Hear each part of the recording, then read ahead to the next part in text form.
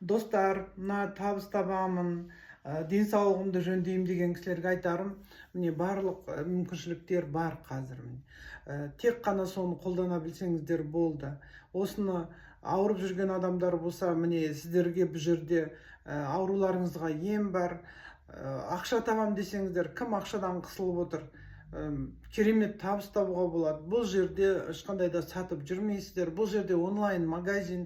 Мен өзім 21 жыл жұмыстан шығып кеткен кезде өзім жүре алмай ауырып сүйретіліп әрең жүріп осы жұмыстан кеттім. Содан мінекей осы қанша жыл емделдім, ешқандай нәтиже болмағаннан кейін өзім случайно осы өнімдер туралы естіп, емделген қыздың результатын естіп, осы өнімді мен де ішіп көріп результат алғаннан кейін ғана осы компанияда жұмыс істеп, сол туралы сіздерге айтып жатырмын. Не үшін айтып жатыр? Мен білемін, ревматоидный артритпен, мына буын ауруымен ауырып жатқан кісілер өте көп. Мына зоб болдым, міне өзім сол дәрілердің енді побочный эффект десе болады ғой. Давление, асқазан, соның барлығы кетті мінекей. Қазір ол жағынан енді еш жерім ауырмайды десем, мен енді сөзсіз айта аламын солай деп. Бірақ қазір мен аяғым сынып үйде отырмын. Мен осыған дейін видеоларымда жаздым.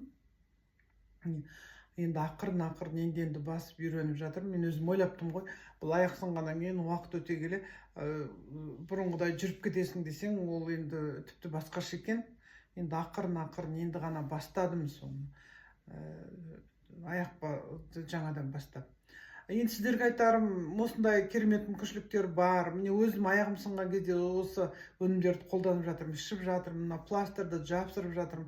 Обезболивает, бір жағынан ауырған болса, бір жағынан емдейді. Енді осындай керемет өнімдер, мына буын ауруларын білесіздер, иә? Оны басталған кезде оның алдын алып тезірек емдеп тастасаңыздар, соғұрлым ол өте жақсы болады. Әйтпесе білесіздер ғой оның емін не істейтінін. Обезболивающий ішіп аяғына келгенде енді оның неге апаратынын.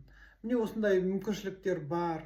Қолданам деген адамдарға, емделем деген адамдарға, табыс табам деген адамдарға енді комментарийға жазыңыздар.